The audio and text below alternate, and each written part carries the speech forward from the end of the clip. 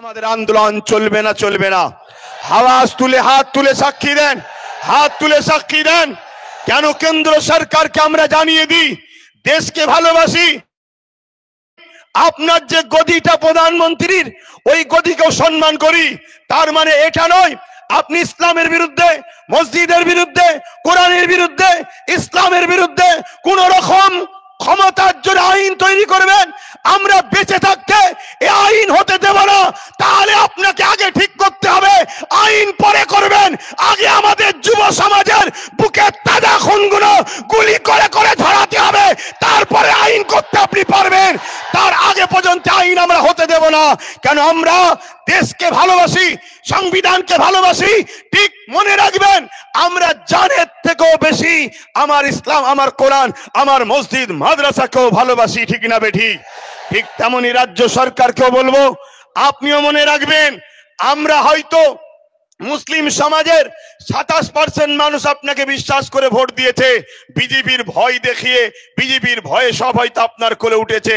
তার মানে এটা নয় আপনিও এই ক্ষমতা নিয়ে মাদ্রাসা থেকে কোরআনের শিক্ষাকে তুলে দেবেন, কোরআনকে মিটাবার প্ল্যান করবেন।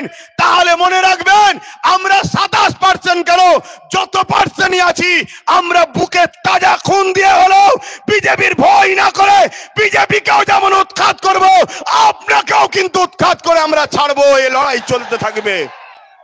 অতএব আমাদের লড়াই, আমাদের আন্দোলন, আমার ধর্ম, আমার ইসলাম, যেটা আমার সংবিধান আমাকে রাইট দিয়েছে, তার উপরে কেন্দ্রও যেন হাত না দেয়, রাজ্যও যেন হাত না দেয়। এটা আমাদের আন্দোলন চলবে। ঠিক না বেঠিক? কিন্তু বলার তো অনেক কিছু আছে। তারপরেও পানি এসে বীজখানে।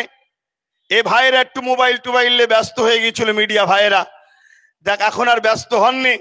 কিন্তু তারপরেও পূর্ব মাদারীপুর থেকে আমি একটা বিষয় নিয়ে প্রথম আলোচনা শুরু করব। ওয়াকাব নিয়ে তো অনেকে বলেছে, আমি একটু বলছি। কিন্তু তার আগে একটা বিষয় আপনাদের সকলের দৃষ্টি আকর্ষণ করছি। পূর্ব মেদিনীপুরের একজন ব্যক্তি শুভেন্দু অধিকারী, জিনার নাম, তিনি কিছুদিন আগে তিনার মাথায় সেকুলার ভূত চেপেছিল।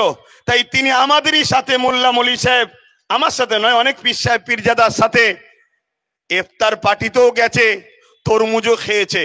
হঠাৎ করে সেকুলার ভূত ওনার নেবে গিয়ে এখন কমলার ভূত নেবেছে। উনি বক্তব্য দিতে দিতে আমার দেশের সংবিধানের বিরুদ্ধে বক্তব্য দিচ্ছে।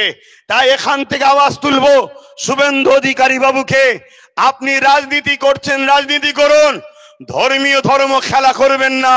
কেন ধর্ম এমন একটা মহাব্বত, ভালোবাসার জিনিস, এই আগুনে কিন্তু আপনার রাজত্বের সব শেষ হয়ে ধ্বংস হয়ে যাবে। এটা সতর্ক আপনাকেও করে দিচ্ছি। তিনি এই পূর্ব মেদিনীপুরের বক্তব্য দিতে দিতে বলেছে যে পশ্চিম বাংলায় হিন্দু সরকার করব, হিন্দু সরকার করব। আমি শুভেন্দু বাবুকে জানতে চাই, হিন্দু ভাই বোন বাবা মাদেরকে এতটাই মূর্খ মনে করেন? 77 বছর সে স্বাধীন হয়েছে, সেইখান থেকে আজ পর্যন্ত পশ্চিম বাংলায় যত মুখ্যমন্ত্রী হয়েছে সবাই হিন্দু মুখ্যমন্ত্রী ছিলেন, মুসলমান কেউ হয়নি। কিন্তু আজকে আপনি রাজ্য সরকারকে কি সরকার বুঝাতে চাইছেন? মুসলিম সরকার। আমাদের চোখকে ঘোরাতে চাইছেন, আমাদের মাইন্ডকে ডাইভার্ট করতে চাইছেন। আপনারা দুজন সেটিং করে একসাথে বসে চা খেচ্ছেন, তার বেলায় সমস্যা নাই। অথচ বাইরে বেরিয়ে হিন্দু মুসলমান করে আমার বাংলা সম্প্রীতিকে নষ্ট করতে চাইছেন। আপনি কিন্তু এই আগুন নিয়ে খেলা করছেন, আগুন নিয়ে খেলা করা বন্ধ করুন। আপনি বলছেন হিন্দু সরকার করতে হবে। আমি জানতে চাই, বাংলায় কি হিন্দু সরকার নাই? হিন্দু সরকার তো রয়েছে। মমতা ব্যানার্জি ধর্মীয় পরিচয়, তিনি হিন্দু। বিভাজনে আমি যাচ্ছি না, সত্যটা বলছি।